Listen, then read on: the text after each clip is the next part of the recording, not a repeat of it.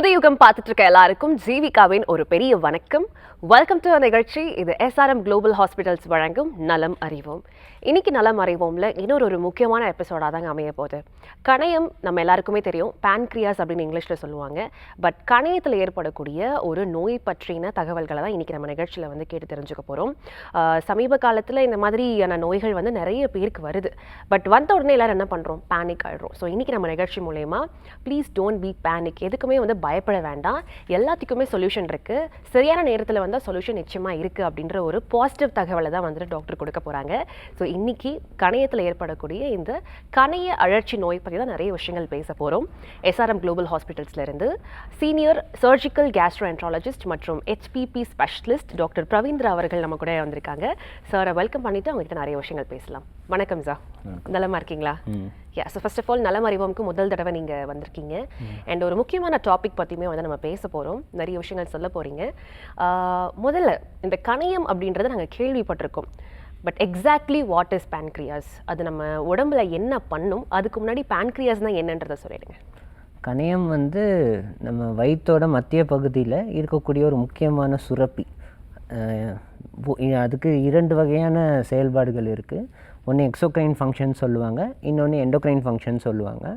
அந்த exocrine function என்னென்னா, அதுலேயே அந்த பேங்க்ரியாட்டிக் ஜூஸ்ன்னு சொல்லுவாங்க. பேங்க்ரியாஸ் நிறையா என்சைம்ஸை சுரக்கும். நம்ம சாப்பிட்ற சாப்பாடில் எஸ்பெஷலி இந்த ப்ரோட்டீன்ஸ், ஃபேட் இது சம்மந்தப்பட்ட உணவுகளை டைஜஸ்ட் பண்ணக்கூடிய என்சைம்ஸே அந்த பேங்க்ரியாஸ் தான் செக்ரேட் பண்ணுது. அடுத்தப்பட்ட செயல்பாடு என்னென்னா, இட் செக்ரீட்ஸ் ஹார்மோன்ஸ். இன்சுலின்ற ஹார்மோன் உங்களுக்கு எல்லாருக்குமே கேள்விப்பட்டிருப்பீங்க. டயபெட்டிஸ் மோஸ்ட் காமன் காஸ் இந்த இன்சுலின் டெஃபிஷியன்சி தான். ஸோ இந்த இன்சுலின் செக்ரேட் பண்ணி நம்ம சாப்பிட்ற சாப்பாடை செரிமானம் பண்ணது மட்டும் இல்லாமல் கரெக்டான குளுக்கோஸ் லெவல்ஸை மெயின்டைன் பண்ணுறதுக்கும் முக்கியமான ஆர்கனாக இருக்குது. ஸோ இந்த பேங்க்ரியாஸ் லொக்கேஷன் வைஸ் பார்த்திங்கன்னா நம்ம வயிற்றோட மத்திய பகுதியில் இருக்குது. இரைப்பைக்கு பின்னாடியும் அந்த முன்குடலுக்கு அருகில் அமைஞ்சிருக்க ஒரு முக்கியமான சுரப்பி. ஓகே. அண்ட் சின்ன வயசில் சயின்ஸ் புக்ஸில் படிக்கும் போது pancreas is a leaf like organ அப்படின்னு சொல்லி கொடுப்பாங்க, இலை மாதிரி இருக்கும் அப்படின்னு. ஸோ அதை எங்களுக்கு கொஞ்சம் எக்ஸ்பிளைன் பண்ண முடியுமா? வாட் ஆர் தி பார்ட்ஸ், அந்த பேன்க்ரியாஸில் என்ன மாதிரி பார்ட்ஸ் இருக்குது? அது ஏன் லீஃப் லைக் இலை மாதிரின்னு சொல்கிறாங்கன்னா, இலையில் பார்த்தீங்கன்னா அந்த வெயின்ஸ் இருக்கும். லைக் அந்த காம்புலேருந்து அந்த இலையோட வெயின்ஸ் இருக்கும். இந்த பேங்க்ரியாஸும் பார்த்தீங்கன்னா இந்த ஆர்கானுக்கு நிறைய கிளான்ஸ் சொல்லுவாங்க. ஸோ அதில் இருக்க பேங்க்ரியாட்டிக் செல்ஸ் எல்லாம் ஒரு கிளாண்ட் மாதிரி ஆர்கனைஸ் ஆகி அது சுரக்கிற சுரப்பியை அந்த நாளங்கள் மூலமாக அந்த ஒவ்வொரு நாளங்களும் இணைஞ்சு அந்த இணைஞ்சு வர அந்த நாளத்துக்கு பேர் பேங்க்ரியாட்டிக் டக்ட்னுவாங்க. அது எப்படி ஒரு லீஃபில் அந்த காம்பு இருக்குமோ அதே மாதிரி ஷேப்பில் அரேஞ்ச் ஆகிருக்கும். அதனால தான் இதை பேங்க்ரியாஸ்ன்னு சொல்லுவாங்க. அண்டு அந்த சுரக்கிற சுரப்பி இந்த நாளங்கள் வழியாக சிறுகுடலில் டியோடினம் அப்படின்ற பகுதியில் தான் சேரும். அது சேரும்போது நம்ம லிவர்லேருந்து வர பித்தம் இருக்குது பார்த்திங்களா, அந்த பித்த நாளமும் இந்த பேங்க்ரியாஸ்லேருந்து வர நாளமும் ரெண்டும் இணைஞ்சு டியோடினமில் சேரும். ஸோ அதனால தான் இந்த பேங்க்ரியாஸ் சம்மந்தப்பட்ட பிரச்சனைகள் வரும்போது பித்தப்பாதையில் இருக்க பிரச்சனைகளும் சேர்ந்து இந்த பேங்க்ரியாஸில் ஏதாவது பிரச்சனை கொடுக்கறதுக்கான ரிலேஷனாகவும் இருக்கும். ஓகே. அண்ட் ஒரு கணையம் ஒரு மனிதன் உடம்புல எந்த அளவுக்கு முக்கியம், அந்த ஒரு ஆர்கனோடைய ஃபங்க்ஷன் என்னன்றதை நம்ம தெரிஞ்சுக்கிறோம். பட் அது எந்த அளவுக்கு முக்கியம்னு தெரிஞ்சாதான் அது இன்னும் எந்த அளவுக்கு நம்ம பாதுகாப்பாக பார்த்துக்க முடியும் அப்படின்ற ஒரு நாலேஜே கிடைக்கும். அதனால கேட்குறேன். இப்போ பேங்க்ரியாஸை பொறுத்த வரைக்கும் அது கடவுள் படைத்த ஒரு அற்புதமான ஒரு படைப்பாகவும் எடுத்துக்கலாம், இல்லை அந்த இயற்கை பரிணாம வளர்ச்சியில் நமக்கு கிடைச்ச ஒரு பரிசாகவும் எடுத்துக்கலாம். ஏன்னா நம்ம சாப்பிட்ற சாப்பாடை நல்லா டைஜஸ்ட் பண்ணால் தான் அதுலேருந்து கிடைக்கிற நியூட்ரியன்ஸும் கிடைக்கும். ஸோ இந்த நியூட்ரிஷன் ஒழுங்காக உடம்புக்கு வரலைன்னா நம்ம இந்த டிபி, ஹெச்ஐவி இந்த மாதிரி நோய்கள்லாம் கேள்விப்பட்டிருக்கோம். எவ்வளோ உருக்குலைஞ்சு நமக்கு சாப்பிட்ற சாப்பாடு உடம்புல சேரலைன்னா அப்புறம் சாப்பாடு சாப்பிட்றதுக்கான வேல்யூவே இல்லாமல் போயிடும்ல. அண்ட் அதே சமயம் அந்த செரிமானம் ஆனதுக்கு அப்புறம் நம்ம குளுக்கோஸ் லெவல்ஸ் அது கரெக்டாக மெயின்டைன் ஆகணும். ஸோ அதுக்கு தேவையான ஹார்மோன்ஸும் இதுவே தான் செக்ரேட் பண்ணுது. நீங்கள் அதோட இயற்கையோட அழகை பார்த்தீங்கன்னா அந்த லொக்கேஷனும் கரெக்டாக நம்ம வயிற்றில் ஆசிட் இருக்கும். நம்ம சாப்பிட்ட சாப்பாடை நல்லா செரிமானம் பண்ணி அதை அடுத்த லெவல் ஆஃப் டைஜஷனுக்கு கொண்டு போகிறதுக்கு அந்த சிறுகுடலோட முன்பகுதிக்கு கொண்டு வரும்.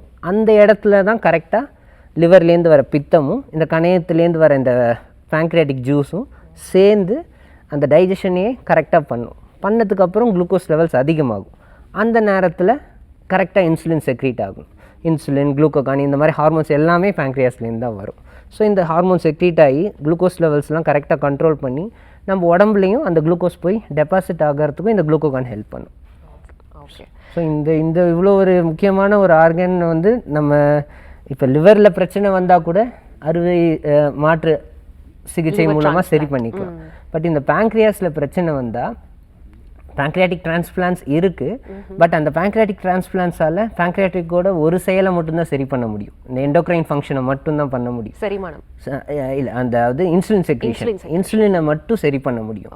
பட் இந்த உணவை டைஜஸ்ட் பண்ணுற செக்ரீஷன்ஸை நம்ம மருந்து மாத்திரைகள் மூலமாக தான் காலந்தோறும் நம்ம மாத்திரைகளை நம்பின மாதிரி நிலைமைக்கு கொண்டு போயிடும். ஸோ இதுக்கு ஒரு மாற்று சிகிச்சையுமே நம்மக்கிட்ட இல்லை.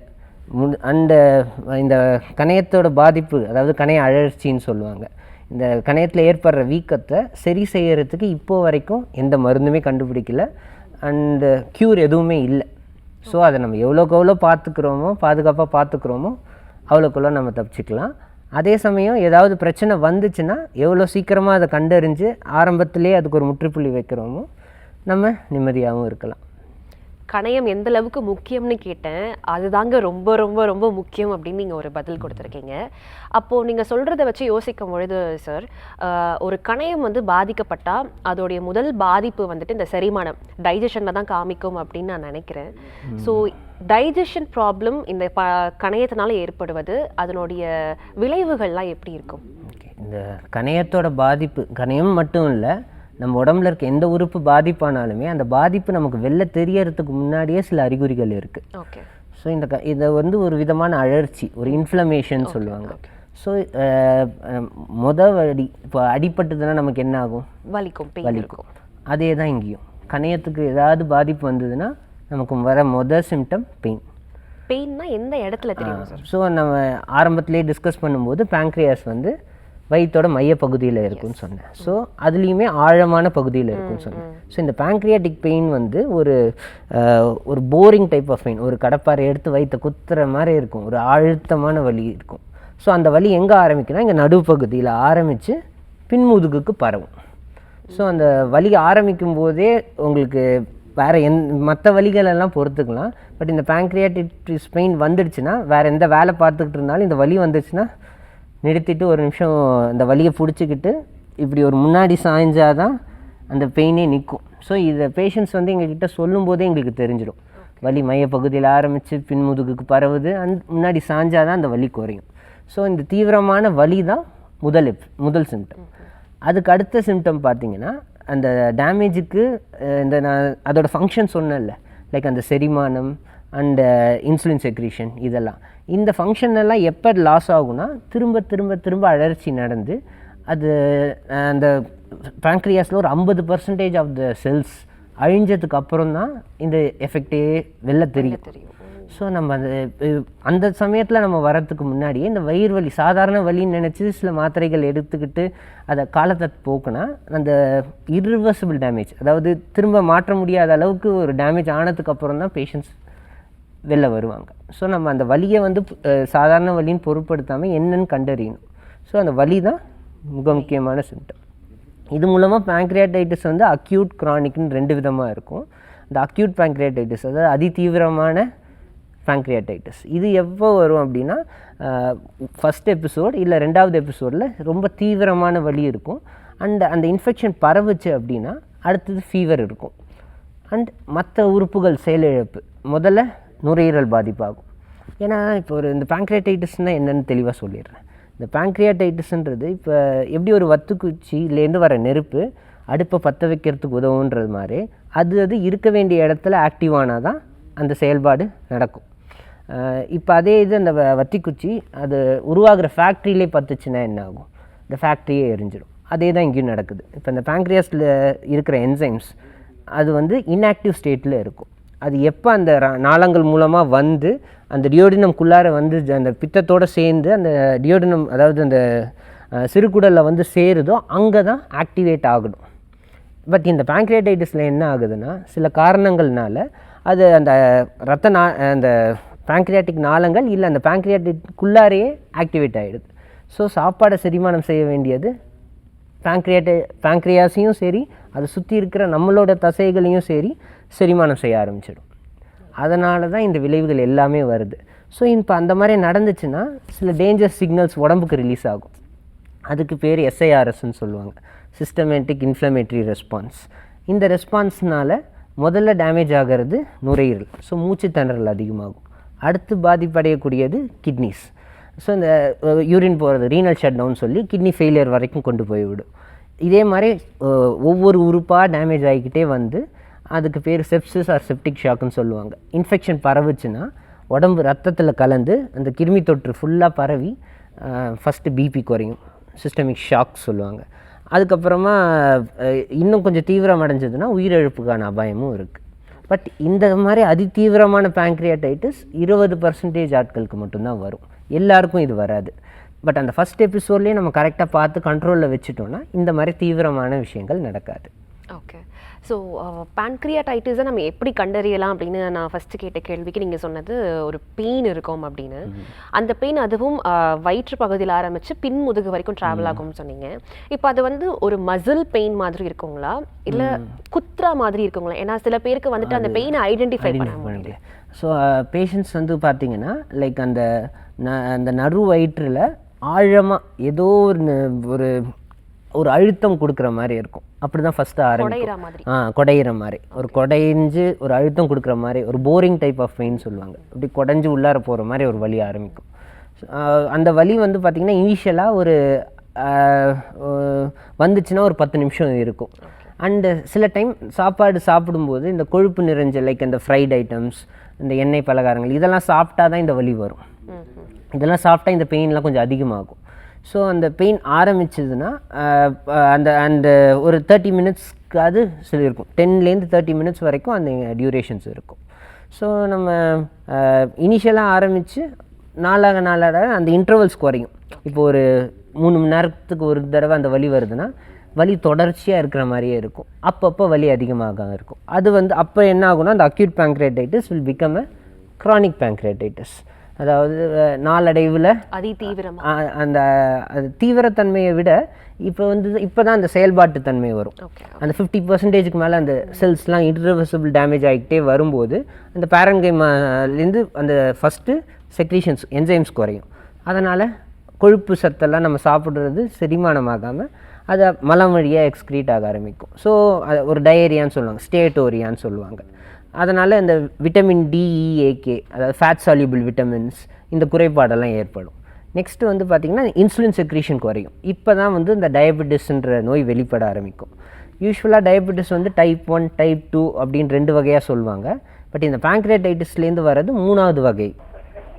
வணக்கம்மா, நான் மதுரையிலேருந்து சந்தானம் பேசுகிறேம்மா. ஓகேங்க சார், யாருக்காக கேள்வி கேட்க போகிறீங்க? எனக்கு தான் கேட்குறேன். எனக்கு 70 இயர்ஸ் நடந்துட்டு இருக்கு. ஓகே ஓகே, டாக்டர் ஒரு சந்தேகம் இருக்குமா கேட்கலாம்? ஓகே சார், டாக்டர் லைன்ல தான் இருக்காங்க, நீங்க தாராளமா பேசலாம். பேசலாம் சார், லைன்ல தான் இருக்கீங்க. ஹலோ. ஹலோ. சொல்லுங்கப்பா, சொல்லுங்க. வணக்கம் டாக்டர். வணக்கம். எனக்கு சொல்லுங்க. 70 இயர்ஸ் நடக்குது இப்போ. ஓகே. அப்டமன் வந்து ஸ்கேன் பண்ணோம். அதாவது செஸ்ட் பெயின் போனேன், அதுல செஸ்ட் பெயின் இல்லைன்னு சொல்லிட்டு அது அப்டமன் எடுக்க வச்சாங்க. ஓகே. அதுல வந்து அந்த பேக்டர்ஸ் வந்து ரொம்ப சுருக்கமாயிடுச்சு. ஓகே. அதனால வந்து அந்த பெயின் இருக்கு உங்களுக்கு, அதுதான் அங்க டச் ஆகுது அப்படின்னு சொல்லி இப்ப இது வந்து நான் வந்து சுகருக்கு மாத்திரை கிட்டத்தட்ட 6-7 வருஷமா போட்டுட்டு இருந்தேன். இப்போ வந்து இன்சுலின் போட வச்சாங்க. இன்சுலின் ஒரு 3 மாசமா போட்டுட்டு இருக்கேன் தொடர்ந்து. ஓகே. ஆனா எனக்கு அந்த பெயின் இப்போ உங்களுக்கு நியூஸ் பார்த்த உடனே தான் நான் வெளியே வந்து நான் ஃபோன் பண்றேன் இப்போ. ஓகே. இதனால என்ன ப்ராப்ளம் டாக்டர்? இது என்ன கிரானிக் ப்ராப்ளமா? இது அதுக்கு தந்த நான் ஜெனரல் மெடிசன் ஒரு டாக்டர்கிட்ட இப்போ செக் பண்ணி மெடிசன் சாப்பிட்டு இருக்கேன். ஓகே. அதுக்கு என்ன டாக்டர் அட்வைஸ் பண்ணாங்க தெரிஞ்சுட்டாங்க கூப்பிட்டாங்க. ஓகே. நீங்கள் பண்ண ஸ்கேன் வந்து அல்ட்ராசவுண்ட் ஸ்கேனா இல்லை சிடி ஸ்கேன் மாதிரியா? அல்ட்ரா ஸ்கேன் தான் டாக்டர். Ultrasound scan. சிடி போட்டு வாங்கின அப்டாமன் போட்டுருந்தாங்க. ஓகே. அது வந்து பேங்க்ரியாஸ் வந்து என்ன சொன்னாங்கன்னா அது ரொம்ப சுருங்கி இருக்கு. ஓகே. அந்த வேற வழி இல்ல, நீங்க ஓகே, இப்போ இதை மாற்றி நிப்பாட்டிட்டு இன்சுலின் போடுங்கட்டாங்க. ஓகே. மார்னிங் நைட்டும் வந்து ஒரு டோஸ் போட்டுட்டு இருக்கேன். காலையில 12 யூனிட்டும் ஈவினிங் வந்து ஒரு 5 யூனிட்டும் போட்டுட்டு இருக்கேன். Okay okay okay. ஒண்ணு. ரெண்டாவது, இப்போ நான் எங்கேயாவது அவசரமா வெளியூர் போக வேண்டியிருக்கு 3 டேஸ்னா இன்சுலினுக்கு பதிலா வந்து ஏற்கனவே போட்ட டேப்லெட் போடலாமா இல்ல அந்த ஸ்பெஷலிஸ்ட தான் நான் பாக்குறது நல்லதா அப்படிங்கிற சந்தேகம். 3 டாக்டர். ஓகே ஓகே சரி, இப்போ உங்களோட கேள்விகள் ஒவ்வொன்றா வரலாம். முதல்ல இப்போ அந்த சிடி ஸ்கேனை பொறுத்த வரைக்கும் நீங்கள் சொன்னது பார்த்தீங்கன்னா அந்த கணையம் சுருக்கம்னு சொல்லுவாங்க. அதாவது கணையம் அட்ரோஃபி ஆகிருக்குன்றது தான் எக்ஸாக்ட் வேர்டாக இருக்கலாம். ஸோ அந்த மேபி அந்த ஸ்கேன் பார்த்தா என்னால் இன்னும் தெளிவாக சொல்ல முடியும். பட் உங்களுக்கு இருக்க கம்ப்ளைண்ட்ஸ், அந்த சுகர் நோய்க்கு நீங்கள் இன்சுலின் போடுற தேவைகள் மற்றும் இந்த வலி, இதை வச்சு பார்த்தா கணைய அழற்சி உங்களுக்கும் இருக்குது. அண்ட் இந்த விதமான கணைய அழற்சி நான் சொன்ன 2வது விதமான கணையம், அதாவது அந்த க்ரானிக் பேங்க்ரியாடைட்டிஸ்ன்னு சொல்கிற ஒரு விஷயம். ஸோ இது வந்து உங்களுக்கு அந்த டேமேஜ் நடந்துடுச்சு அண்ட் அந்த இரிவர்சிபிள் ஸ்டேஜை நீங்கள் கொஞ்சம் கொஞ்சமாக ரீச் பண்ணிட்டு வரீங்க. ஸோ இப்போ வந்து அது என்ன ஸ்டேஜில் இருக்குன்ட்டு இந்த பேங்க்ரியாட்டிக் சிவியரைட்டிஸ் ஸ்கேலிங்லாம் இருக்குது. ஸோ அதை வச்சு எந்த நோயோட எந்த பகுதியில் இருக்கீங்க, எந்த ஸ்டேஜில் இருக்கீங்கன்னு ஃபஸ்ட்டு ஸ்டேஜ் பண்ணணும். அண்ட் இதுக்கான ட்ரீட்மெண்ட் பார்த்தீங்கன்னா, நீங்கள் கேட்டிங்க இன்சுலினுக்கு பதிலாக மாத்திரைகளை எடுத்துக்கலாமான்ட்டு. இன்சுலினுக்கு பதிலாக எடுத்துக்கக்கூடாது. அந்த நாளடைவில் பார்த்தீங்கன்னா இன்சுலினோட தேவை கொஞ்சம் கொஞ்சமாக குறையும் போது இன்சுலினையும் எடுத்துக்கணும், மாத்திரையும் சேர்த்து தான் எடுத்துக்கணும். ஏன்னா கம்ப்ளீட்டாக இன்சுலின் இண்டிபெண்ட்டாக ஆகிறது கஷ்டம் ஒன்ஸ் டயபெட்டிஸ் இந்த இரிவர்சிபிள் டேமேஜ்னால வந்துடுச்சுன்னா. அண்ட் நீங்கள் எவ்வளோ சீக்கிரமாக ஒரு ஹெப்படோ பேங்க்ரியாட்டிக் பிலியரி ஸ்பெஷலிஸ்ட் ஹெச்பிபின்னு சொல்லுவாங்க, இல்லை ஒரு சர்ஜிக்கல் கேஸ்ட்ரோஎன்ட்ராலஜிஸ்ட்டோ இல்லை மெடிக்கல் கேஸ்ட்ரோஎன்ட்ராலஜிஸ்ட்டோ பார்க்குறீங்களோ அவ்வளோக்கு அவ்வளோ நல்லது. அழைப்புக்கு ரொம்ப நன்றி சார். தொடர்ந்து நம்ம நிகழ்ச்சியை பார்த்துட்டுருங்க. அடுத்த காலர் கிட்ட பேசலாம். ஹலோ. நன்றி. ஹலோ, அடுத்த காலர். வணக்கம். அடுத்த காலர் கிட்ட பேசலாம். லைன்ல தான் இருக்கீங்க, பேசலாம். வணக்கம். ஹலோ வணக்கம், இது நலம் அறிவோம். ஓகே, நம்ம லைன்ல சொல்லுங்கம்மா, யார் எங்க இருந்து பேசுறீங்க? திருப்பூர்ல இருந்து பேசுறேங்க மேடம். சரி, என்ன கேள்வி கேட்க போறீங்க இன்னைக்கு? மேடம் இன்னைக்கு வந்து வயித்துல ஆபரேஷன் பண்ணாங்க மேடம். ஓகேம்மா, ஒரே ஒரு சின்ன விஷயம், உங்க டிவி வால்யூம் கம்மி பண்ணிடுங்க, சவுண்ட கம்மி பண்ணிட்டு பேசுங்க. மியூட்ல போட்டுருங்க டிவிய. இப்ப சொல்லுங்க, என்ன கேள்வி உங்களுக்கு? என்ன வயசாகுது? டாக்டர் லைன்ல தான் இருக்காங்க.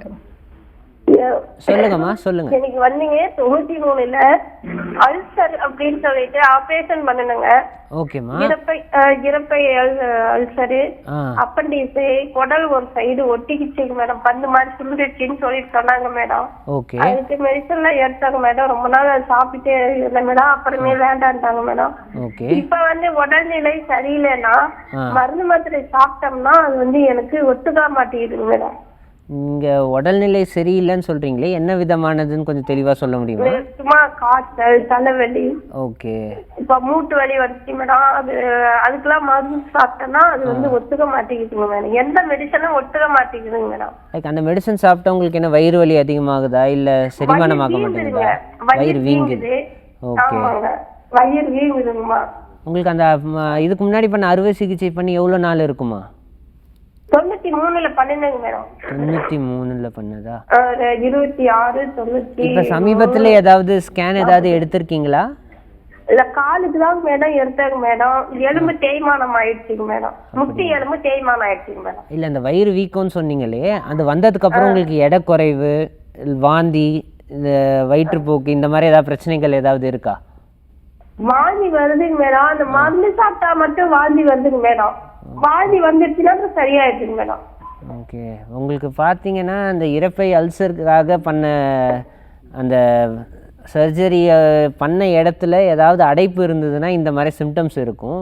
ஸோ முடிஞ்ச அளவுக்கு ஒரு எண்டோஸ்கோப்பின்னு சொல்லுவாங்க, ஒரு கேமரா மூலமாக தொண்டை வழியாக வாயு வழியாக அனுப்பி அங்கே அந்த ஏற்கனவே ஆப்ரேஷன் பண்ண இடத்துல புண்ணு திரும்ப வந்திருக்கா, இல்லை சுருக்கம் ஏதாவது ஏற்பட்டிருக்கான்றதை பார்த்து என்னன்னு தெரிஞ்சுக்கணுமா. அதுக்கு முன்னாடி ஒரு சின்ன ஸ்கேன், ஒரு சிடி ஸ்கேன் அப்டமனும் எடுக்கிற மாதிரி தான் இருக்குது. நீங்கள் பண்ணி, ஏன்னா ஜென்ரலாக வயிற்றில் ஒரு ஆப்ரேஷன் நடந்து இத்தனை வருஷத்துக்கு அப்புறம் பிரச்சனைகள் கொடுத்துக்கிட்டே இருக்குது அப்படின்னா, உங்களுக்கு வயசு என்ன ஆகுதுமா இப்போது? எனக்கு 65 ஆகுதுங்க மேடம். ஓகே. ஒரு 60 வயசுக்கு மேலே இந்த மாதிரி 33 வயசு ஆச்சு, 32 வருஷம் ஆகுதுங்க மேடம் எனக்கு ஆப்ரேஷன் பண்ணி. ஓகே. ஸோ இவ்வளோ நாள் கழித்து மீண்டும் ஒரு பிரச்சனை வந்திருக்குன்னா அதை ஃபுல்லாக அட்ரஸ் பண்ணுறது நல்லதுமா. ஒரு ஸ்கேனோ அண்ட் எண்டோஸ்கோப்பியோ பண்ணுறது நல்லது. முடிஞ்ச அளவுக்கு சீக்கிரமாக போய் அது என்னன்னு செக் பண்ணுங்கள். நீங்கள் ஏதோ சாதாரண வலின்னு நினச்சி மாத்திரை எடுத்துகிட்டு இருக்க வேணாம். சில அபாயங்கள்லாம் இருக்குது இந்த வயசு இவ்வளோ நடந்ததுக்கப்புறம். நான் உங்களை பயமுத்துறேன்னு நினைக்காதீங்க. எவ்வளோ சீக்கிரமாக அது என்னன்னு தெரிஞ்சுக்கிறது நல்லது. தெரிஞ்சுக்கிட்டு அது ஒன்றும் இல்லை, ஒரு சின்ன அடைப்பு அப்படின்னா நம்ம பிரச்சனை இல்லை. ஒரு ஸ்கேனோ ஒரு எண்டோஸ்கோப்பியோ பண்ணிக்கிறது நல்லது. சீக்கிரம் ஒரு நிபுணரை போய் பாருங்கள். Doctor Praveendra from SRM global hospitals நம்ம கூட இருக்காங்க, சர்ஜிக்கல் கேஸ்ட்ரோஎன்ட்ராலஜிஸ்ட். டைப் 3 டயபெட்டிக் இருக்குது அப்படின்னு சொன்னீங்க. டைப் 1 டைப் 2 கேள்விப்பட்டிருக்கோம். இந்த டைப் 3 எதனால் வருது? ஓகே, இந்த டைப் 1 டைப் 2 வந்து எல்லாருக்கும் தெரிஞ்ச ஒரு விஷயந்தான். டைப் 1 வந்து குழந்தைங்களுக்கு இல்லை ஏர்லி அடல்ட்ஹுட்டில் வரும். அது ஜெனட்டிக் கண்டிஷன்ஸ்னால் வரக்கூடிய ஒரு விஷயம். அதில் இன்சுலின் குறைபாடு இருக்கும். டைப் 2 பார்த்திங்கன்னா இன்சுலின் குறைபாடு இருக்காது, இன்சுலின் செக்ரீஷன் கரெக்டாக இருக்கும், பட் அதோட செயல்பாடில் பிரச்சனை இருக்கும். அது உடல் பருமனாக இருக்கிறவங்களுக்கு அந்த மாதிரி கொஞ்சம் அடல்ட்ஸுக்கு வரக்கூடியது. இந்த டைப் 3 பார்த்திங்கன்னா இதில் உங்களுக்கு காரணம் என்னென்னா கணைய பாதிப்பு, கணையத்துலேருந்து செக்ரீட் ஆகிற இன்சுலின் குறையும். அண்ட் அது மட்டும் இல்லாமல் கூடவே சேர்ந்து இந்த குளுக்கோகான் மற்ற இந்த குளுக்கோஸை ஹோமியோஸ்டாசிஸ்ன்னு சொல்லுவாங்க, குளுக்கோஸ் கண்ட்ரோலை கரெக்டாக வச்சக்கூடிய ஹார்மோன்ஸ்லேயும் பிரச்சனை இருக்கிறதுனால டைப் 1 டயபெட்டிஸே ஒரு வயதானவங்களுக்கு இந்த பேங்க்ரியடைட்டிஸ்னால் வந்தால் தான் அது டைப் 3 டயபெட்டிஸ்ன்னு சொல்லுவாங்க. சிம்டம்ஸ் பார்த்திங்கன்னா யூஸ்வலாக எல்லா டயபெட்டிஸ்க்கும் சேம் தான். இந்த யூரினேஷன் அதிகமாக போகிறது, குளுக்கோஸ் அதிகமாக இருக்கிறதுனால டீஹைட்ரேஷன் ஆகிறது, வாமிட்டிங், இந்த மாதிரி கம்ப்ளைண்ட்ஸ் தான் இருக்கும். ஸோ டைப் 3ன்றது இந்த கணைய பாதிப்புனால் மட்டும் வரக்கூடியது. இதுக்கு காரணம் வேறாக இருக்கிறதுனால பெரும்பாலும் இதை டைப் 2 டயபெட்டிஸ்னே எல்லோரும் நினச்சிடுவாங்க. அது மாதிரி தான் இந்த பேஷண்ட்ஸையும் ரெக்கார்ட் பண்ணுவாங்க. பட் ஆக்சுவலாக அனாலிசிஸ் பண்ணி பார்த்தா இந்த பேங்க்ரியடைட்டிஸ்னால வந்த பிரச்சனை, பேங்க்ரியாஸ்லேருந்து சுரப்புறது பிரச்சனை, இன்சுலினோட வேலைகள்லாம் நல்லா தான் இருக்குது அப்படின்றது தெரிய வந்ததுனால இது புதுவிதமாக இப்போ தான் கொண்டு வந்தாங்க. ஆக்சுவலி இதுக்கு பேர் டைப் 3C டயபெட்டிஸ் மெலிட்டஸ் அப்படின்னு சொல்லுவாங்க. ஓகே சார், நிகழ்ச்சியில் இப்போ ஒரு காலர் இருக்காங்க, பேசிடலாம். வணக்கம், இது நலம் அறிவோம். ஹலோ, வணக்கம்மா, லைனில் இருக்கீங்க. உங்கள் டிவி வால்யூமை மியூட்டில் போட்டுட்டு ஃபோனில் பேசுங்க. சரி சொல்லுங்க, யார் எங்கேருந்து, என்ன கேள்வி? நாங்கள் காஞ்சிபுரத்துலேருந்து பேசுகிறேங்க. ஓகே, என் பேர் சுமதி, எனக்கு வயசு 40 ஆகுது. சரிம்மா. கிட்னி சுருங்கிருக்குன்னு டாக்டர் சொல்றாங்க. கிட்னி சுருங்கிடுச்சுன்னு சொல்றாங்களா? எதனால சுருங்கி இருக்குன்னு தெரியல, ஆனா அடைக்கிற மாதிரி இருக்கு எனக்கு. ஓகே ஓகேம்மா. எத்தனை இதனால் உங்களுக்கு என்ன பிரச்சனை இருக்குமா? யூரின் போகிறது குறைஞ்சிருக்கா, இல்லை யூரினில் ஏதாவது சிவப்பாக வர்றது அந்த மாதிரி ஏதாவது வந்துட்டுருக்கா, ரத்தம் கலந்த மாதிரி வருதா? இல்ல சார், அதெல்லாம் நார்மலாக தான் சார் இருக்கு. தொண்டை மட்டும் அடைக்கிற மாதிரி இருக்கு சார். என்ன பண்ணுதுன்னு சொன்னீங்க, தெளிவாக சொல்லி. தொண்டை அடைக்கிற மாதிரி இருக்கு சார். தொண்டைன்றது அதுக்கும் இந்த கிட்னிக்கும் சம்மந்தம் இருக்கான்னு தெரியலம்மா. நீங்கள் அந்த தொண்டை அடைப்புக்காக போன எவாலுவேஷனில் எடுத்து ஏதாவது ஒரு ஸ்கேனில் இதை சொன்னாங்களோ உங்ககிட்ட கிட்னி சுருக்கமாக இருக்குன்னு? ஸ்கேன் எடுத்து பார்த்தாங்க, கிட்னி சுருங்கி இருக்குன்னு சொன்னாங்க சார். ஓகே, அதுதான்மா. இப்போ நீங்கள் அதுக்கு நாங்கள் மெடிசனும் எடுத்துட்டு இருக்கோம். ஓகே, கிரியேட்டின் லெவல் ஏறுது இறங்குது. ஹெச்பியும் இப்போ லோவா இருக்கு, 8 பாயிண்ட் தான் இருக்கு. ஹெச்பி குறையறதுனால நமக்கு இந்த பிரச்சனை வருமா சார்? ஓகேம்மா, நீங்கள் உங்கள் கேள்வி பொறுத்த வரைக்கும் பார்த்தா உங்களுக்கு இருக்கிற நோய் வந்து கிரானிக் கிட்னி டிசீஸ்ன்னு சொல்லுவாங்கம்மா. அது வந்து என்னென்னா கிட்னியில் இருக்கிற, இப்போ எப்படி நாங்கள் இங்கே கிரானிக் பேங்க்ரியடைட்டிஸை பற்றி பேசணுமோ அதே மாதிரி கிட்னியில் இதே பிரச்சனை வந்துச்சுன்னா it's call chronic kidney disease. அந்த ரொம்ப நாளடைவில் அது என்ன ஆகும்னா கிட்னி சுருக்கமாயிடும். ஸோ கிட்னியோட ஒன் ஆஃப் த செயல்பாடு வந்து இந்த நம்ம ரத்த அணுக்களை சுரக்க வைக்கிறதுக்கான எரித்ரோபோய்ட்டுன்ற ஒரு ஹார்மோனை கிட்னி செக்ரீட் பண்ணும். அந்த குறைபாடு வரதுனால கிட்னி பிரச்சனை இருக்கவங்களுக்கு ரத்த அணுக்கள் குறையும், உங்களுக்கு ஹெச்பி ஹீமோக்ளோபின் நீங்கள் சொன்ன அந்த ஹீமோக்ளோபின்லாம் குறையும். பட் அதுக்கும் உங்கள் தொண்டை அடைப்புக்கும் சம்மந்தம் இருக்க மாதிரி தெரியல. பட் உங்களுக்கு இருக்க இந்த கிட்னி பிரச்சனைக்கு வந்து நிரந்தர தீர்வுன்னு பார்த்தீங்கன்னா உறுப்பு மாற்று அறுவை சிகிச்சை தான்மா. ஏன்னா ஒன்ஸ் கிரானிக் கிட்னி டிசீஸ் வந்துடுச்சுன்னா அது மோசமாகாமல் பார்த்துக்கிறதுக்கு சில மாத்திரைகளில் நீங்கள் டாக்டர் சொல்கிற மாதிரி அதை கடைபிடிச்சிட்டு வரணும். இந்த உப்பு கரெக்டாக எடுத்துக்கணும், ப்ரோட்டீன் சாப்பிட்ற சாப்பாடில் இருக்க ப்ரோட்டீன் அளவு கரெக்டாக இருக்கணும், இதெல்லாம் நீங்கள் ஃபாலோ பண்ணணும். பட் உங்களுக்கு இந்த பாதிப்பு தீவிரம் அடைஞ்சு என் ஸ்டேஜ் கிட்னி டிசீஸ்ன்னு சொல்லுவாங்க. அந்த நிலைமைக்கு போச்சுன்னா அடுத்து டயாலிசிஸ் இல்லை உறுப்பு மாற்று அறுவை சிகிச்சை தான் இதுக்கு தீர்வு தான் இருக்கும். பட் மற்றபடி நீங்கள் சொன்ன தொண்டை அடைப்புக்கு கிட்னியால் பிரச்சனை இருக்காது, தொண்டை அடைப்புக்கு வேறு ஏதாவது காரணம் இருக்கான்றதை பார்க்கணும். அதுக்கு நான் முன்னாடி ஒரு காலர் பேசினாங்க, அவங்கக்கிட்ட சொன்ன மாதிரி அந்த ஸ்கோப் ஒன்று தொண்டை வழியாக ஒரு போடுற ஸ்கோப் OGD ஸ்கோப்பி ஒன்று போட்டு பார்த்துட்டு உண்மையாலுமே அதில் பிரச்சனை இருக்கா இல்லையான்றது நமக்கு தெரிஞ்சிடும். அழைப்புக்கு ரொம்ப நன்றி. தொடர்ந்து நம்ம நிகழ்ச்சியை பார்த்துட்ருங்க. டைப் 3 டயபிட்டிஸ் பற்றி நம்ம பேசினோம். இந்த பேன்க்ரியாவில் ஏற்படக்கூடிய இந்த நோயினால் வரக்கூடிய பாதிப்பு தான் அது அப்படின்னு சொன்னீங்க. பட் நம்ம ஆரம்பத்திலே வந்து பேன்க்ரியாட்டிட்டிஸ்க்கான சிம்டம்ஸை வந்து ஒரு சில சிம்டம்ஸ் தான் தெரிஞ்சுக்கிட்டோம் அப்படின்னு நினைக்கிறேன். இன்னும் ஏகப்பட்ட சிம்டம்ஸ் இருக்குது, சொன்னீங்கன்னா நல்லாயிருக்கும். முன்னாடியே சொன்ன மாதிரி வலி தான் முதல் சிம்டம். அதுக்கப்புறமா அந்த தீவிரத்தை பொறுத்து மாறும். இப்போ அந்த அதிதீவிரமான பேங்க்ரியாட்டிஸ், அக்யூட் பேங்க்ரியாட்டிஸ் ரொம்ப தீவிரமாக இருந்துச்சுன்னா ஃபஸ்ட்டு ஃபீவரில் ஆரம்பிக்கும். அண்டு அதே சொன்ன மாதிரி மூச்சு திணறல் ஏற்படும், யூரின் அவுட்புட்லாம் குறையும். இதெல்லாம் வந்து அந்த தீவிரத்தன்மையை பொறுத்து அந்த ஃபஸ்ட் எபிசோடே ஒரு இவ்வளோ மோசமாக போகலாம். இல்லை அது சின்ன பேங்க்ரியாட்டிஸ், ஒரு அக்யூட் மைல்டு பேங்க்ரியாட்டிஸ் இல்லை ஒரு மாட்ரேட் பேங்க்ரியாட்டிஸ்னால் இந்த வலி வரும், அதுக்கு டாக்டரை நாடலாம். இல்லை நீங்கள் டைரெக்டாக வந்து வலி மாத்திரைகள் நீங்களே போய் ஃபார்மசியில் வாங்கி சாப்பிட்டீங்கன்னா அந்த விஷயம் அதுக்கு மேலே நமக்கு என்னன்னு தெரியாது. அது வலி உங்களுக்கு குறைஞ்ச மாதிரி இருக்கும், பட் உள்ளார இருக்கிற பாதிப்பு இருந்தே தான் இருக்கும். திரும்ப அது அட்டாக் வரும்போது இன்னும் அதிதீவிரமாக மாறும். ஸோ அந்த வலி தான் மெயின் சிம்டம். இப்போ இதே மாதிரி நாளடைவில் திரும்ப திரும்ப திரும்ப திரும்ப அட்டாக் நடந்து அது எப்போ க்ரானிக் பேங்க்ரியாட்டிஸாக மாறுதோ அப்போ தான் அந்த அடுத்த 2 சிம்டம் வரும். அந்த ஒன்று ஸ்டேட்டோரியா, அதாவது இந்த மலம் வந்து எண்ணெய் இதில் பசையாக ஒட்டி ஒட்டி வரும். இதுக்கு காரணம் என்னென்னா அந்த பேங்க்ரியாஸில் இருக்க அந்த சில என்சைம்ஸ் ஒன்றும் அந்த கொழுப்பையும் புரோட்டீனையும் டைஜஸ்ட் பண்ணக்கூடிய என்சைம்ஸ் இருக்கும். அது குறையிறதுனால இது ஒழுங்காக நம்ம சாப்பிட்ற சாப்பாடில் இருக்க எண்ணெய் ஒழுங்காக செரிமானம் ஆகாதனால அது மோஷனில் அப்படியே வெளில வந்துடும். அதுதான் அந்த மோஷன் வந்து எண்ணெய் பசையோடு இருக்கிறதுக்கான காரணம். ஸ்டேட்டோரியான்னு இதை தான் சொல்லுவாங்க.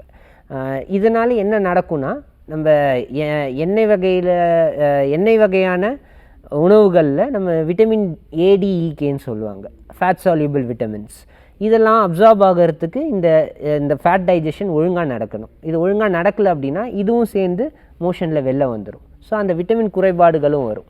விட்டமின் A குறைஞ்சா பார்வைக்கு பிரச்சனை வரும், விட்டமின் D குறைஞ்சா எலும்பு சம்மந்தப்பட்ட நோய்கள் வரும், விட்டமின் K குறைஞ்சா ப்ளீடிங், இந்த பிரச்சனைகள்லாம் வரும். பட் இதெல்லாம் வரத்துக்கு முன்னாடி நமக்கு முக்கியமான பிரச்சனையாக என்ன வரும்னா இந்த டயபெட்டிஸ் வெளில தெரிய ஆரம்பிச்சிடும். ஸோ டைஜஷன் போனால் இந்த ஸ்டேட்டோரியா, அதுக்கப்புறம் இப்போ இந்த எண்டோக்ரைன் ஃபங்க்ஷன்ஸ், அதாவது இந்த இன்சுலின் சுரப்பு குறையிறதுனால டயபெட்டிஸ் வந்துடும், இந்த டைப் 3 டயபெட்டிஸ். இல்லை இந்த அதாவது செரிமானம் செய்ய வேண்டிய என்சைம்ஸ் வந்து நம்ம சதையே செரிமானம் செய்து தொடங்கினதுக்கப்புறம் இந்த வயிற்றோட மையப்பகுதியில் முக்கியமான இரத்த நாளங்கள் நிறையா இருக்குது.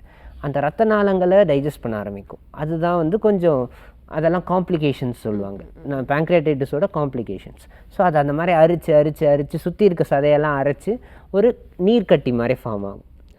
அதுக்கு பேர் சூடோசிஸ்ட்னு சொல்லுவாங்க. இந்த நீர்க்கட்டி இறப்பையை அமுத்தலாம், இல்லை அந்த பித்த நாளத்தை அமுத்தலாம். அந்த பித்த நாளத்தை அமுத்துனா பித்தம் கீழே வராமல் பித்தம் லிவர்லேயே தங்கி it leads to a condition call cholangitis, மஞ்சக்காமாலை நோயாக வெளில ஏற்படும். ஸோ அந்த விதமான பிரச்சனைகள் வரலாம். இல்லை இந்த நீர்க்கட்டிக்கு பக்கத்தில் இரத்த நாளங்கள் இருந்துன்னா அந்த இரத்த நாளங்கள் அரிக்கப்பட்டு இரத்த நாளங்கள் வீக்கமாகும். அதுக்கு பேர் அன்யூரிசம்ஸ்ன்னு சொல்லுவாங்க. இந்த இரத்த நாள கட்டிகள் உடைச்சிதுன்னா அதுலேருந்து வரக்கூடிய இரத்த கசிவை நம்மளால் இமீடியட்டாக கண்ட்ரோல் பண்ண முடியாது. ஒரு இன்டர்னல் ப்ளீடிங் ஆகலாம். இல்லை அந்த ப்ளீட் ஆகிறது நம்ம இறப்பைக்குள்ளே வந்து ரத்த வாந்தியாக வெளில வரலாம், இல்லை மோஷனில் ரத்தமாக வரலாம். பட் இதெல்லாம் வந்து கொஞ்சம் அதிதீவிரமான லாங் டேர்ம் காம்ப்ளிகேஷன்ஸ், ரொம்ப நாளடைவு கண்டுக்காமல் விட்டோன்னா வரக்கூடிய பிரச்சனைகள் இதெல்லாம். ஸோ இந்த மாதிரி இதனால் அவங்க கரெக்டான மெடிக்கல் ட்ரீட்மெண்ட்டுக்கு வர முடியலன்னா உயிரிழப்புக்கான சதவீதம் ரொம்ப அதிகமாகும். நார்மலாக பேங்க்ரியாட்டிஸ்னால் இறக்கக்கூடிய சதவீதம் வந்து 1 to 5% இருந்துச்சுன்னா இந்த அதிதீவிரமானவர்கள் கிட்டத்தட்ட 30%, அதாவது 10ல் 3 பேர் உயிரிழப்புகளோட அபாயமும் இதில் இருக்குது. ஓகே, ஸோ கேட்கும் போதே ரொம்ப லிட்டில் ஃபியர்ஃபுல்லாக தான் இருக்குது. பட் எதுவாக இருந்தாலும் அந்த டைமுக்குள்ளே நம்ம வந்துட்டோம் அப்படின்னா நிச்சயமாக நம்ம வந்து நம்மளை காப்பாற்றிக்கலாம். நிகழ்ச்சியில் இப்போ காலர்ஸ் இருக்காங்க, அவங்ககிட்ட பேசலாம். டாக்டர் வணக்கம், இது நலம் அறிவோம். ஹலோ வணக்கம், லைனில் தான் இருக்கீங்க, பேசலாம். வணக்கம் சார், யார் எங்கேருந்து பேசுகிறீங்க? தேனி மாவட்டம். சொல்லுங்கப்பா. பாலாறுபட்டியிலேருந்து பேசுகிறேன். சரி, என்ன கேள்வி கேட்க போறீங்க இன்னைக்கு? சார்கிட்ட தண்டு வலி வந்தது. தண்டு வலிக்குதுங்களா உங்களுக்கு? முதுவலி. Okay okay. அதுல மசாஜ் பண்ணியிருந்தான். மசாஜ் பண்ணிருந்தீங்களா? மசாஜ் பண்ணி கேரளா வைத்தியம் பண்ணியிருந்தான். ஓகே. கடைவழிக்கு ரேசா வலி எடுத்துக்கிட்டு இருந்தது. சரியான தூக்கம் வரல. தூக்கம் வரல. சரி, உங்களுக்கு என்ன வயசாகுது? வயசு 65. ஓகே. எவ்வளோ நாளா இந்த வலி இருக்குப்பா உங்களுக்கு? இந்த வலி இந்த ஒரு 2 மாசமா இருக்குங்க. 2 மாசமா தான் தீவிரமா இருக்கா? ஆமாங்க. மற்றபடி சாப்பாடு சாப்பிட்றதுலையோ வயிற்று வலியோ போறாருல்ல சார், நல்லா இருக்கு. அதுலலாம் எந்த பிரச்சனையும் இல்லை. ஸோ இந்த வயசில் இந்த மாதிரி பிரச்சனைகள்லாம் வந்து மோஸ்ட் காமனாக ஆஸ்டியோ ஆர்த்ரைட்டிஸ்னுவாங்க. அதாவது மூட்டு தேய்மானம் வந்து எப்படி நமக்கு தெரிஞ்சு முட்டியில் வருமோ அதே மாதிரி முதுகு தண்டுலேயும் இந்த பிரச்சனைகள் இருக்கும். ஸோ அதை வந்து ஒரு எக்ஸ்ரேவோ இல்லை சாதா எக்ஸ்ரே எடுத்தால் கூட நமக்கு தெளிவாக தெரிஞ்சிடும். நீங்கள் ஒரு எலும்பு டாக்டரை கன்சிடர் பண்ணுறது ஒரு பெட்டர் ஆப்ஷனாக இருக்கும். போய் ஒரு எக்ஸ்ரே எடுத்து பார்த்துட்டு, ஏன்னா சம்டைம் இந்த மசாஜ் பண்ணும்போது அதிகமான ப்ரெஷர் கொடுத்துட்டு ஏதாவது விபரீதமாக நடக்கிறதுக்கான வாய்ப்புகளும் இருக்குது. ஸோ என்ன பிரச்சனைன்றதை தெளிவாக தெரிஞ்சுப்போம். ஸோ வலிக்கான காரணத்தை என்னென்னு தெரிஞ்சுக்கிறதுக்கு ஒரு எலும்பு டாக்டரை பாருங்கள், இல்லை ஸ்பைன் ஸ்பெஷலிஸ்ட்டை கூட போய் பாருங்கள்.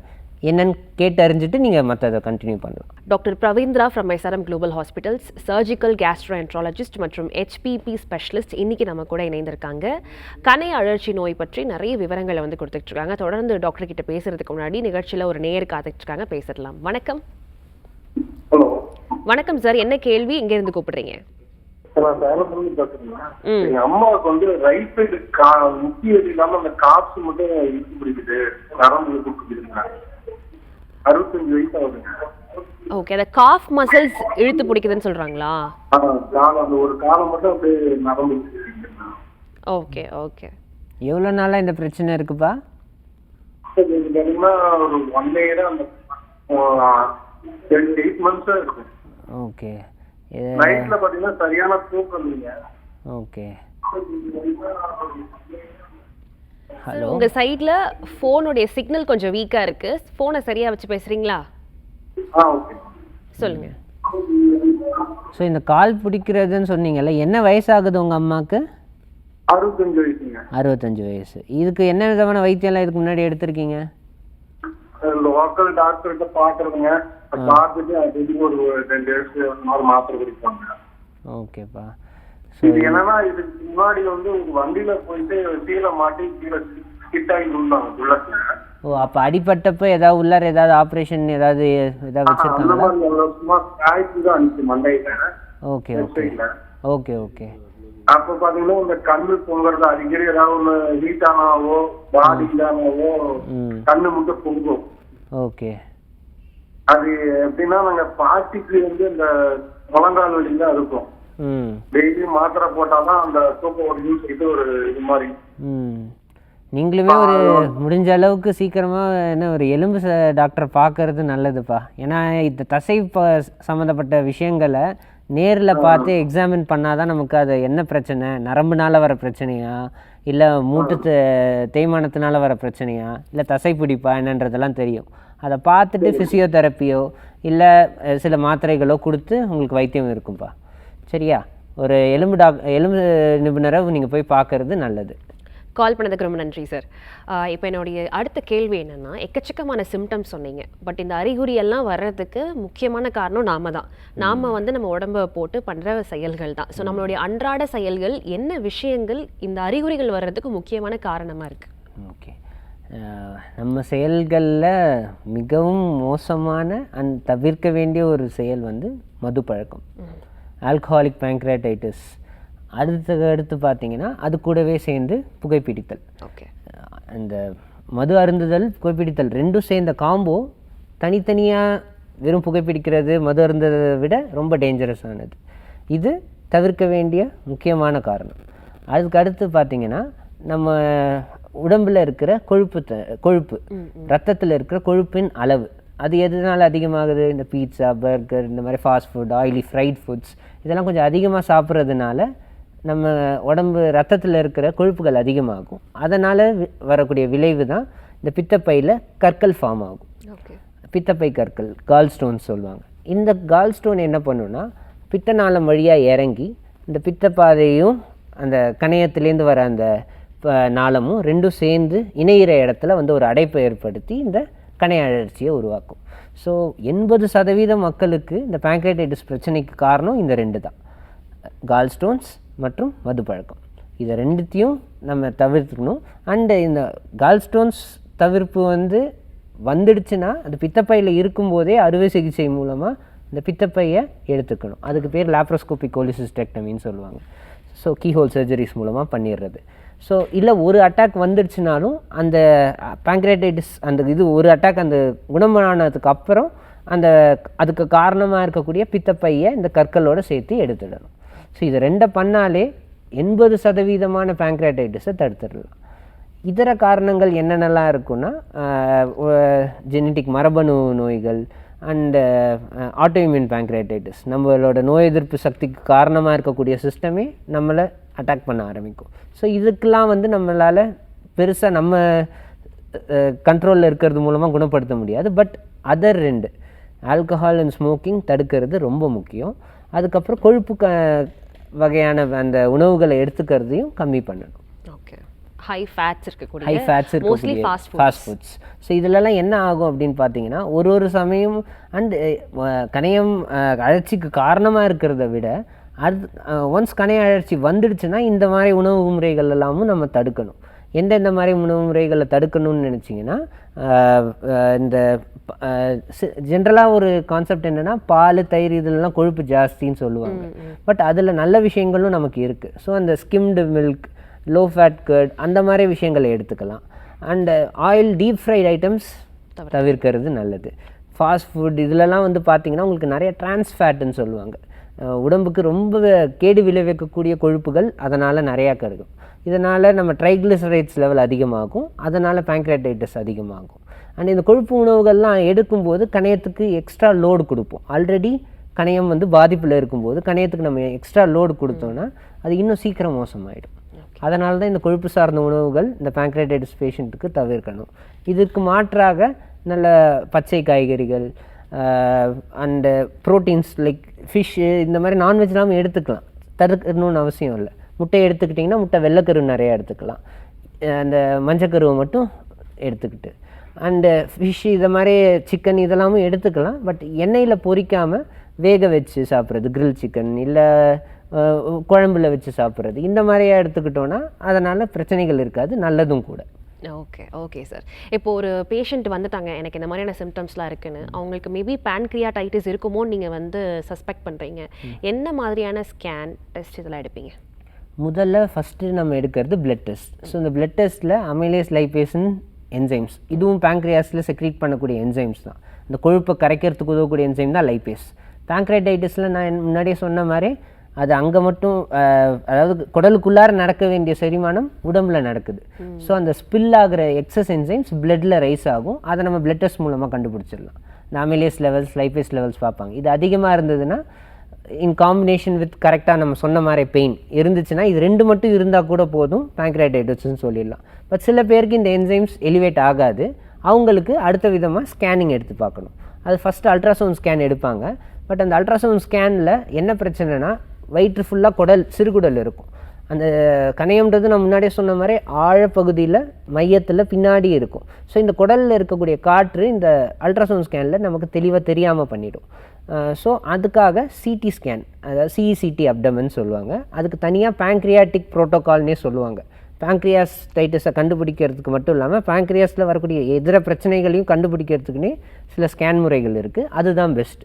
ஸோ சிஇசிடி அப்டமன் தான் பேங்க்ரியாடைட்டிஸ், அதாவது கணைய அழற்சிக்கு நம்ம பண்ணக்கூடிய ஸ்கேன். அதிலே நமக்கு என்ன ஸ்டேஜில் இருக்குது, என்னென்ன பிரச்சனைகள் இருக்குது, நான் முன்னாடி சொன்ன மாதிரி அந்த நீர்க்கட்டி ஃபார்ம் ஆகிருக்கா, நீர்க்கட்டியில் சலம் ஏதாவது கோத்து இருக்கா, ஸோ இன்ஃபெக்ட் ஆகிருக்கா, ஸோ அப்படின்ற விஷயங்கள் எல்லாமே நமக்கு தெளிவாக தெரிஞ்சிடும். ஓகே. ஸோ பாதிப்பை வச்சு அது என்ன ஸ்டேஜில் இருக்குன்னு கண்டுபிடிப்பீங்கன்னா அந்த மாதிரி எத்தனை ஸ்டேஜ் இருக்குது மொத்தம்? ஒரு 4 ஸ்டேஜ் சொல்லலாம். இந்த ஏர்லி ஸ்டேஜ், அதுக்கப்புறமா மாட்ரேட் ஸ்டேஜ், அப்புறம் என் ஸ்டேஜ், அப்புறம் கிரிட்டிக்கல்னு சொல்லுவாங்க. ஸோ இந்த ஏர்லி ஸ்டேஜஸ்லலாம் பார்த்தீங்கன்னா உங்களுக்கு வலி மட்டும்தான் இருக்கும். அது ஒரு ஸ்டேஜாக ஏற ஏற ஏற தான் நான் சொன்ன அந்த முதல்லன்னு சொல்ல முடியாது. சில பேருக்கு டயபெட்டிஸ் ஃபஸ்ட்டு வரலாம், சில பேருக்கு அந்த ஸ்டேட்டோரியா, அந்த எண்ணெய் பசை ஒழுங்காக செரிமானம் நடக்காதது ஃபஸ்ட்டு வரலாம். ஸோ இந்த 3மே சேர்ந்து வந்தால் அது வந்து 3rd ஸ்டேஜுக்கு போயிடும். கடைசி ஸ்டேஜில் என்ன ஆகும்னு பண்ணால் அது பேர்ன்ட் அவுட் ஃபேஸ்ன்னு சொல்லுவாங்க. வலியே இருக்காது, பட் ஆனால் இந்த 2 பிரச்சனையும் இருக்கும். அது ஏன் அப்படின்னா ஏதாவது ஆர்கன் அங்கே இருந்தால் தான் நமக்கு பெயின் சென்சேஷன் இருக்கும். ஸோ அந்த ஸ்டேஜ் போனதுக்கப்புறம் பார்த்தீங்கன்னா ஃபுல்லாக எல்லா ஆர்கனும் டேமேஜ் ஆனதுனால ஏற்கனவே இருந்த வலி கொஞ்சம் குறைஞ்சிருக்கும், பட் வித்தியாசமான ஒரு புதுவிதமான வலி வரும். அதுக்கு பேர் வந்து சென்ட்ரலைசேஷன் சொல்லுவாங்க. அதாவது அங்கே இருக்கக்கூடிய நரம்புகள் மாற்றுப்பட்டு என்ன மாத்திரை எடுத்துக்கிட்டாலுமே அந்த வரக்கூடிய வலி குறையாது. ஸோ அது சென்ட்ரலைசேஷன் ஆர் சென்ட்ரல் நர்வஸ், அந்த பிரெயினில் ஒரு மாற்றம் ஏற்படும். அதாவது இங்கே ஏதோ பிரச்சனை இருக்குதுன்னு சொல்லி அது வலி இருக்குன்னே சொல்லிக்கிட்டு இருக்கும். அந்த விதமான வலி மற்ற வலிக்காது நம்ம ஏதோ மாத்திரையோ இன்ஜெக்ஷனோ பேஷண்ட் வந்தாங்கன்னா போட்டால் சரியாகும். பட் இந்த வலியாக மாறிடுச்சுன்னா நம்ம என்ன வலி இன்ஜெக்ஷன் கொடுத்தாலுமே அது பலனளிக்காது. ஓகே, இப்போது இந்த ஒரு குறிப்பிட்ட டிசீஸ்க்கு, இந்த நோய்க்கு வந்து என்ன தான் சார் ஒரு சொல்யூஷன் வந்து என் ஸ்டேஜுக்கு போகும்போது கொஞ்சம் கஷ்டம்தான் அப்படின்னு சொன்னீங்க. பட் வருமுன் காப்போம், அதுவும் நம்ம வந்ததுக்கப்புறம் பண்ண முடியாது. பட் அட்லீஸ்ட் ஏர்லி ஸ்டேஜில் வந்தால் இந்த மாதிரியான சொல்யூஷன்ஸ்லாம் உங்களுக்காக இருக்குன்னா என்ன சொல்வீங்க? வருமுன் காப்போம்க்கு நான் ஆல்ரெடி சொல்லிட்டீங்க. மதுவை தடுக்கணும், ஆயிலி ஃபுட்ஸை அவாய்ட் பண்ணணும். வந்ததுக்கப்புறம் பார்த்தீங்கன்னா அது வலி என்னன்றது இந்த வயிற்று பேங்க்ரியாட்டிஸ் சம்மந்தப்பட்டது மட்டுமே இல்லை. ஜென்ரலாகவே வலின்னு ஒரு விஷயம் வருதுன்னா உள்ளார ஏதோ ஒரு பிரச்சனை இருந்தால் தான் வலி வரும். ஸோ அந்த வலி என்னன்றதை ஆராயணும். ஸோ இந்த ஸ்கேன்லாம் எடுத்து என்ன ஸ்டேஜ்னு நம்ம கண்டுபிடிச்சிடணும். ஸோ கண்டுபிடிச்சதுக்கப்புறம் நம்ம ஏற்கனவே நம்ம உணவு முறைகளில் மாற்றம், லைஃப் ஸ்டைல் சேஞ்சஸ், அதுதான் முதல்ல. ஸோ அந்த லைஃப் ஸ்டைல் சேஞ்சஸ்லையும் திரும்பி இதே தான், மது அறவே கூடாது. இப்போ கல்லீரல் பாதிப்பு அதெல்லாம் இருந்துச்சுன்னா இவ்வளோ குறிப்பிட்ட அமௌண்ட் ஆஃப் ஆல்கஹால் எடுத்துக்கிட்டால் பிரச்சனை இல்லைன்ற மாதிரி இருந்தாலும், பட் ஒன்ஸ் பேங்க்ரியாடைட்டிஸ் வந்துடுச்சுன்னா நம்ம மதுவை அறவே தொடக்கூடாது. அதுக்கப்புறம் தான் எந்த விதமான ட்ரீட்மெண்ட்டுக்குமே போகணும். ஸோ மது பழக்கமும் ஸ்மோக்கிங்கையும் கம்ப்ளீட்டாக நிறுத்தணும். இது ரெண்டுத்தையும் நிறுத்தினதுக்கப்புறம் தான் நம்ம அடுத்த கட்ட நடவடிக்கை போகணும். இப்போ அடுத்த கட்ட நடவடிக்கை பார்த்திங்கன்னா நம்மளுக்கு மெயின் கம்ப்ளைண்ட்டே பெயின் இருக்கும். ஸோ அந்த பெயினுக்கே வெவ்வேறு விதமான ட்ரீட்மெண்ட்கள் இருக்குது. இந்த எண்டோஸ்கோபிக் மூலமாக போய் இப்போ அந்த நீர்க்கட்டிலாம் இருந்ததுன்னா சம்டைம் இந்த நீர்க்கட்டியோட அழுத்தத்தினாலையும் வலி இருக்கும். ஸோ அந்த நீர்க்கட்டியை சரி பண்ணி விட்டுட்டோன்னா நமக்கு வலி குறைஞ்சிடும். பட் இந்த வலி மாத்திரைகள், இந்த லைஃப் ஸ்டைல் சேஞ்சஸ் எல்லாமே ஒரு குறிப்பிட்ட அளவுக்கு தான் நமக்கு ஹெல்ப் பண்ணும். ஒரு குறிப்பிட்ட ஸ்டேஜ் தாண்டிட்டோன்னா சர்ஜரி தான் இதுக்கு வந்து இந்த வலி குறையுமே தவிர்த்து இந்த டிசீஸை நம்மளால் குணப்படுத்த முடியாது. அதுலேயும் நீங்கள் தெளிவாக தெரிஞ்சுக்கணும். நம்ம என்ன ட்ரீட்மெண்ட் பண்ணாலுமே இது இன்னும் மோசமாகாமல் கொஞ்சம் நாளைக்கு கண்ட்ரோல் பண்ணலாமே தவிர்த்து இதுக்கு நிரந்தர க்யூர் இன்னும் நம்மக்கிட்ட இல்லை. ஓகே, சிகிச்சை முறைகள்னா அறுவை சிகிச்சை பண்ணுவீங்க. அறுவை சிகிச்சை எந்த மாதிரி இருக்கும்னு கேட்குறேன். இப்போ அறுவை சிகிச்சைன்னு நீங்கள் பார்த்துக்கிட்டிங்கன்னா 2 விதமான சிகிச்சை முறைகள் இருக்குது. இப்போ அந்த கணையத்தில் இருக்க பாதிப்பு அந்த கணைய நாளத்தில் வர அடைப்புகள்னால இருந்துச்சு அப்படின்னா, ஸோ அந்த கணைய நாளத்தை ஆப்ரேஷன் மூலமாக ஓப்பன் பண்ணி உள்ளார கற்கள் ஃபார்ம் ஆகும். ஸோ அந்த கற்களெல்லாம் எடுத்து விட்டுட்டு அந்த அடைப்பை ரிலீவ் பண்ணி விட்டுட்டு அந்த கணைய ஜூஸ் வந்து கரெக்டாக சிறுகுடலுக்கு வரத்துக்காக ஒரு சிறுகுடலோட ஒரு பகுதியை எடுத்து அந்த கணையத்தோடு சேர்த்துடுவாங்க. அதுக்கு பேர் ஃப்ரேஸ் ப்ரொசீஜர் ஆர் லேட்ரல் பேங்க்ரியாட்டிகோஜெஜினாஸ்டமின்னு சொல்லுவாங்க. ஏன்னா நம்ம இந்த கணையத்தில் வரக்கூடிய பிரச்சனைக்கு மெயின் காரணமே இந்த கணையத்தோட தலைப்பகுதின்னு சொல்லுவாங்க. அந்த இடத்துல இருக்கக்கூடிய பெயின் ரிசெப்டார்ஸ் தான். ஸோ நம்ம இப்போ இந்த ஃப்ரேஸ் ப்ரொசீஜர் மூலமாக நம்ம என்ன பண்ணுறோன்னா அந்த இருக்கிற அந்த டேமேஜான பகுதிகளை நம்ம எடுத்து விட்டு அந்த பிளாக்கேஜை ரிலீஸ் பண்ணி விட்டுட்டோன்னா அந்த கணையத்தில் இருக்கிற மிச்சமுள்ள கணையம் சுரப்புகள் எல்லாம் சிறுகுடலுக்கு வந்துடும். அந்த ப்ரெஷர், அந்த ஆர்கனில் இருக்கக்கூடிய ப்ரெஷர் ரிலீவ் ஆனால் அது இன்னும் கொஞ்சம் நல்லா செயல்படும். அப்படின்ற நோக்கத்தில் பண்ணக்கூடிய சிகிச்சை முறைகள் இதை ட்ரைனேஜ் ப்ரொசீஜர்ஸ்ன்னு சொல்லுவாங்க.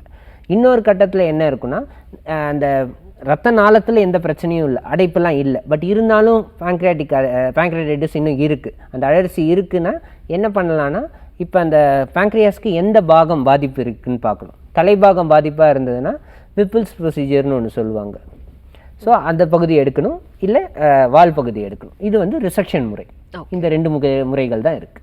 ஓகே சார், இன்றைக்கி நிகழ்ச்சியில் கலந்துக்கிட்டு கணை அழற்சி பற்றி நிறைய விவரமான விஷயங்கள் எல்லாமே சொன்னீங்க. நிச்சயமாக அது எங்களுக்கு வந்து புரிஞ்சிருக்கு அப்படின்ற ஒரு நம்பிக்கையோடு நம்ம நிகழ்ச்சிக்கு வந்ததுக்கு நன்றி சார். தேங்க்யூ. மீண்டும் அடுத்த ஒரு எபிசோடில் உங்களை சந்திக்கும் வரை விடைபெறுவது ஜீவிகா. இது SRM குளோபல் ஹாஸ்பிட்டல்ஸ் வழங்கும் நலம் அறிவோம்.